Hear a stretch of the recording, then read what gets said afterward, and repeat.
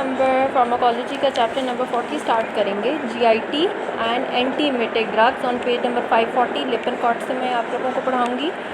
ठीक है, अब सबसे पहले हम जीआईटी रिलेटेड डिजीज़ेस देखते हैं। ठीक है, जीआईटी रिलेटेड डिजीज़ेस कौन कौन से हो सकते हैं आप लोगों के ख्याल में? इनमें आ जाते हैं पेप्टिक अल्सर, ठीक है, गर्ड आ जाता है, gastroesophageal reflux disease, constipation, diarrhoea, irritable bowel syndrome, IBD यानी irritable bowel inflammatory bowel disease. ठीक है, आईबीडी के अंदर हमारे पास क्या है, क्रॉन डिजीज़ आता है। क्रॉन डिजीज़ क्या होता है कि अगर GIT throughout GIT tract में इन्फ्लेमेशन है, उसको हम क्रॉन डिजीज़ बोलते हैं। ठीक है, और इसके अलावा अल्सरेटिव कोलाइटिस आ जाता है, क्योंकि इन्फ्लेमेटरी बाउल डिजीज़ है ना, तो उसके अंदर क्रॉन डिजीज़ आ गया, इन्फ्लेमेशन आ गई आपके पूरे जीआईटी ट्रैक्ट की।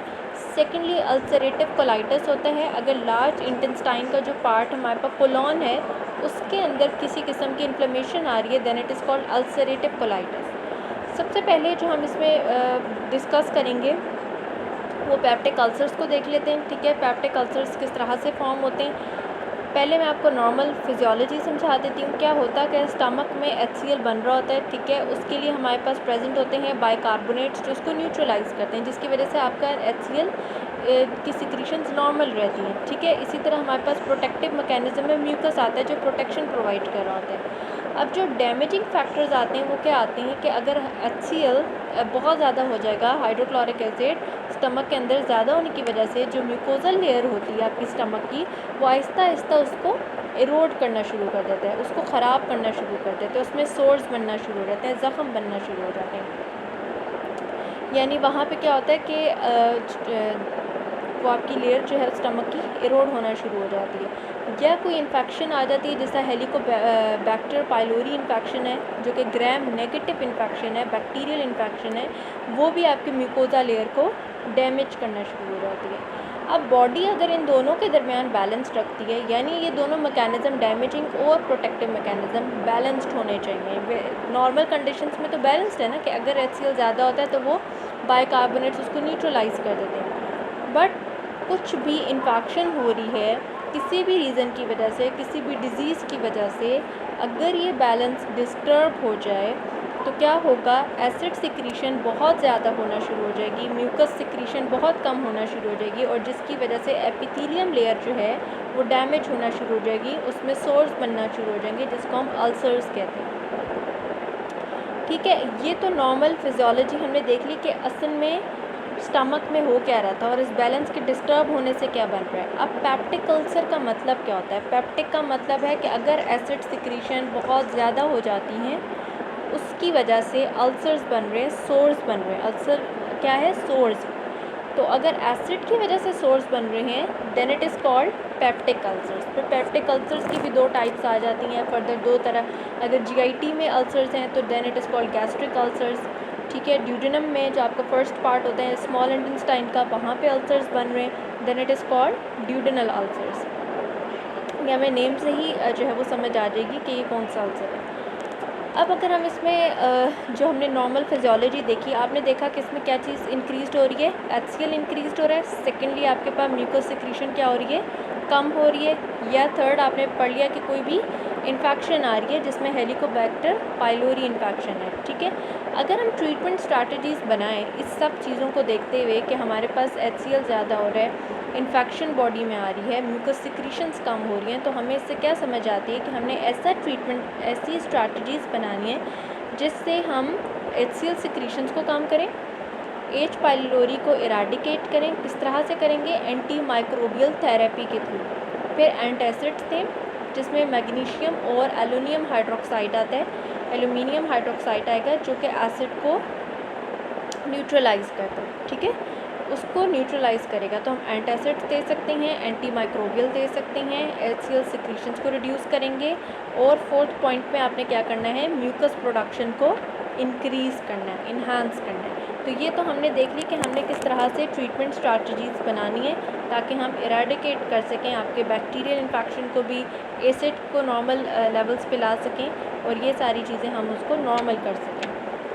अब लिपनकॉट के अंदर ही एक डायग्राम बनी है पेज नंबर 542 पे, फिगर 40.4। इसके अंदर अगर हम देखें तो हमारे पास पेराइटल सेल है और उसके ही साथ ल्यूमेन जो है वो स्टमक का ल्यूमेन बना हुआ है। अब यहाँ पे होता क्या, यहाँ पे ऊपर कुछ रिसेप्टर्स प्रेजेंट हैं, आके हार्मोन्स वगैरह ने, केमिकल्स ने आके क्या करना है, उस रिसेप्टर के साथ बाइंड करना है। अब हर उसके लिए स्पेसिफिक रिसेप्टर्स हैं, जैसे हिस्टामीन किस तरह से आके अटैच होता है, H2 रिसेप्टर्स के साथ आके लगता है, ठीक है। इसी तरह एसिटाइलकोलिन किसके साथ लगता है, M1 रिसेप्टर्स के साथ लगता है। इसी तरह गैस्ट्रिन का भी स्पेसिफिक रिसेप्टर्स प्रेजेंट होते हैं। जब ये तीनों पे अपने रिसेप्टर्स पे आके अटैच होते हैं तो इन तीनों का नेट इफेक्ट क्या आता है कि इन तीनों ने आके एडेनिलाइल साइक्लेस को एक्टिवेट कर देना है, और उस साइक्लेस ने एक्टिवेट होने के बाद ATP को ब्रेक करना है और CAMP को बनाना शुरू कर देना है। उसके लेवल्स इंक्रीज़ होना शुरू हो जाएंगे, जितना ज़्यादा वो ब्रेक डाउन होगा CAMP बनना शुरू हो जाएगा। CAMP के लेवल्स जितने ज़्यादा इंक्रीज़ होंगे वो फर्दरली क्या करेंगे, प्रोटीन काइनेज को एक्टिवेट करेंगे, ठीक है। प्रोटीन काइनेज एक्टिवेशन क्या करेगा, प्रोटॉन पंप को एक्टिवेट करेगा, ठीक है। CAMP ने क्या किया, प्रोटीन काइनेज को स्टिमुलेट किया कि वो जाके प्रोटॉन पंप को एक्टिवेट करे। जब वो प्रोटॉन पंप को एक्टिवेट करता है तो उसकी वजह से क्या करेगा, प्रोटॉन पंप पोटेशियम जो है वो ल्यूमेन के इनसाइड यानी पैराइटल सेल्स में आना शुरू हो जाएगा और हाइड्रोजन साइड ल्यूमेन से बाहर जाना शुरू हो जाएगा। जितना ज़्यादा हाइड्रोजन आयन बाहर जाएगा तो वो जाके क्लोराइड के साथ बॉन्ड बनाएगा और वहाँ पे HCl बनना शुरू हो जाएगा, यानी गैस्ट्रिक एसिड फॉर्मेशन स्टार्ट हो जाएगी, ठीक है। ये तो नॉर्मल फिनोमेना पड़ा कि गैस्ट्रिक एसिड बनता किस तरह। इनमें कौन कौन से आपके पास हिस्टामीन आ रहा है यानी H2 रिसेप्टर्स आ रहे हैं, ठीक है। HCl किसके थ्रू हो रहा था, M1 रिसेप्टर्स और गैस्ट्रिन, ये तीनों इन्वॉल्व होते हैं। अब गैस्ट्रिक म्यूकोजा का क्या काम होगा, वो यहाँ पे प्रोस्टाग्लैंडिन्स E2 रिलीज़ करेगा, E2 प्रोड्यूस करेगा, उसने जाके G इनहिबिटरी के ऊपर एक्ट करना है और वहाँ पे जाके वो CAMP लेवल्स को क्या करेगा, इनहिबिट करना शुरू हो जाएगा। अब CAMP क्या कर रहा था, जाके प्रोटीन काइनेज को जो है वो स्टिमुलेट कर रहा था ना, जिसमें proton pump inhibitors proton pump है उसको क्या करना था, एक्टिवेट करवाना था और वो गैस्ट्रिक एसिड बना रहा था। जबकि गैस्ट्रिक म्यूकोजा का क्या काम है, वो प्रोस्टाग्लैंडिन E2 को प्रोड्यूस करना शुरू करते थे और वहाँ से इनहिबिट करना शुरू हो जाते हैं CAMP लेवल, ठीक है। जैसे ही इनहिबिट होंगे CAMP लेवल्स तो आपका प्रोटॉन पंप इनहिबिट हो जाएगा और गैसेट जो आपकी सिक्रीशन है, ये गैस्ट्रिक एसिड है, वो बनना ख़त्म हो जाएगा, ठीक है। नॉर्मली इसका फंक्शन है कि एसिड सिक्रीशन को कम करवा रहा होता है। अब ट्रीटमेंट स्ट्रैटेजीज़ हम लोग क्या क्या बना सकते हैं, ऊपर क्या क्या चीज़ें आपको पता है कि एसिड सिक्रीशन को इंक्रीज़ करवा रही थी, H2 रिसेप्टर्स इंक्रीज़ करवा रहे थे जब हिस्टामीन लग रहा था। सेकंड आपका M1 रिसेप्टर जो जिसके थ्रू एसिटाइलकोलिन अटैच हो रहा था। थर्ड आपका जो प्रोस्टाग्लैंडिन थे वो क्या करवा रहे थे, एसिड सिक्रीशन को कम करवा रहे थे और प्रोटॉन पंप्स क्या कर रहे थे, एसिड्स बनवा रहे थे। अब हमने ऐसा ट्रीटमेंट जो है वो बनाना है, इसको ऊपर से देखते हुए हम लोग क्या क्या चीज़ें देख सकते हैं पेशेंट को। हम सबसे पहले अगर वही बात है कि हेलिकोबैक्टर पाइलोरी प्रेजेंट है, इन्फेक्शन प्रेजेंट है, बैक्टीरियल इन्फेक्शन है, जो कि हम उसको एंटी माइक्रोबियल एजेंट्स दे देंगे, ठीक है। हाँ, अगर एसिड सिक्रीशन बहुत ज़्यादा हुई हैं तो हमने उसको रिड्यूस करवाना है, उसके लिए हम क्या क्या दे सकते हैं, H2 इंटागनिस्ट देंगे यानी हिस्टामीन इंटागनिस्ट देंगे ताकि हिस्टामीन H2 के साथ ना बाइंड हो। अगर H2 के साथ वो बाइंड नहीं होगा तो फर्दरली आपके पास कुछ भी एक्टिवेट नहीं होगा, CAMP ज़्यादा स्टिमुलेट नहीं होगा, प्रोटॉन पंप एक्टिवेट नहीं होगा, तो आपका गैस्ट्रिक एसिड नहीं बनेगा।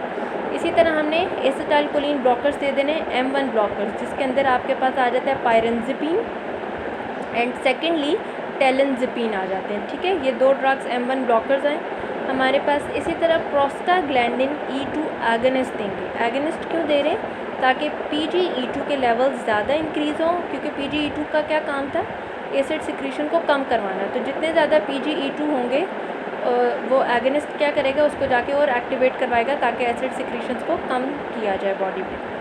थर्ड हमारे पास जो most commonly use treatment strategy है वो PPIs हैं, प्रोटॉन पंप इनहिबिटर्स हैं, ठीक है, जो कि हर उसके लिए हम लोग PPIs यूज़ कर रहे होते हैं। वो डायरेक्ट जाके PP जो आपका प्रोटॉन पंप है उसी को इनहिबिट कर देगा, वो आगे जाके नई पोटेशियम अंदर आएगा, नई हाइड्रोजन बाहर जाएगा, वो उसको ब्लॉक करेगा, जैसे गैस्ट्रिक एसिड नहीं बनेगा, ठीक है। अगर आपके पास एक पेशेंट है, आपने उसको सिम्टोमेटिक ट्रीटमेंट देना है और वो कह रहा है कि हाँ मुझे बहुत ज़्यादा जो है वो बर्निंग सेंसेशंस हैं, हार्ट बर्न हो रहा है, ये सारा उसकी बॉडी में बहुत ज़्यादा एसिड ज़्यादा बना हुआ है। और अगर आप चाहते हो कि 1 to 2 मिनट उसको बहुत जल्दी उसको अफेक्ट पड़े तो हम उसको एंटासिड्स जो है वो दे देंगे। ठीक है, वो फौरी जाके न्यूट्रलाइज़ करेगा एसिड को और वो सिम्टोमेटिक ट्रीटमेंट आएगा, पेशेंट को बहुत फौरी तौर पे जो है उससे रिलीफ मिलेगा। ठीक है, तो अभी तक हम लोगों ने जिसमें देखा वो जीआईटी के कुछ डिसऑर्डर्स देख लिए। ठीक है, पेप्टिक अल्सर को डिस्कस कर लिया कि पेप्टिक अल्सर किस तरह से बन रहा था, नॉर्मल फिजियोलॉजी देखी उसमें। फिर ट्रीटमेंट स्ट्रैटेजीज़ हम लोगों ने देख ली कि हमने क्या काम करना था पेप्टिक अल्सर के अंदर। हमारा जो मेन जो है वो हमने HCl सिक्रीशन को कम करवाना है। अगर H पाइलोरी प्रेजेंट है, एंटी माइक्रोबियल थेरेपी दे देंगे, एंटासिड्स दे देंगे ताकि वो एसिड को न्यूट्रलाइज़ कर ले, म्यूकस प्रोडक्शन को इन्हांस करवा देंगे। नॉर्मली फिर हम लोगों ने देखा किस तरह से गैस्ट्रिक एसिड बन रहा था, उसमें कौन कौन से इन्वॉल्व थे हमारे पास चीज़ें, हिस्टामीन, गैस्ट्रिन एंड एसिटाइलकोलिन जो है वो हमारे पास इन्वॉल्व थे। इन तीनों की वजह से क्या हो रहा था कि वो CAMP लेवल्स को स्टिमुलेट करवा रहे थे। जितना ज़्यादा वो CAMP को बना रहे थे वो जाके प्रोटीन काइनेस को स्टिमुलेट करता था और प्रोटीन काइनेस एक्टिवेट करवाता है प्रोटॉन पम्प को। प्रोटॉन पम्प गैस्ट्रिक एसिड बना रहा था। इसी पूरे सिनेरियो को देखते हुए हमने ट्रीटमेंट स्ट्रैटेजीज़ बनाई, जिसमें H पाइलोरी का अगर प्रेजेंट है तो हमने एंटी माइक्रोबियल एजेंट दे दिया। कोई एसिड सिक्रीशंस बहुत ज़्यादा हुई हैं तो हमने उसको रिड्यूस करने के लिए हिस्टामीन ब्लॉकर यानी H2 एंटागनिस्ट दे दिया। एसिटाइलकोलिन ब्लॉकर्स M1 ब्लॉकर्स जो थे, जिसमें हमने पायरेंजिपिन, टेलेंजिपिन की बात की, PGE2 एगनिस्ट और प्रोटॉन पम्प इनहिबिटर्स दे दिए। आई होप आप लोगों को जो है वो समझ आ गई होगी।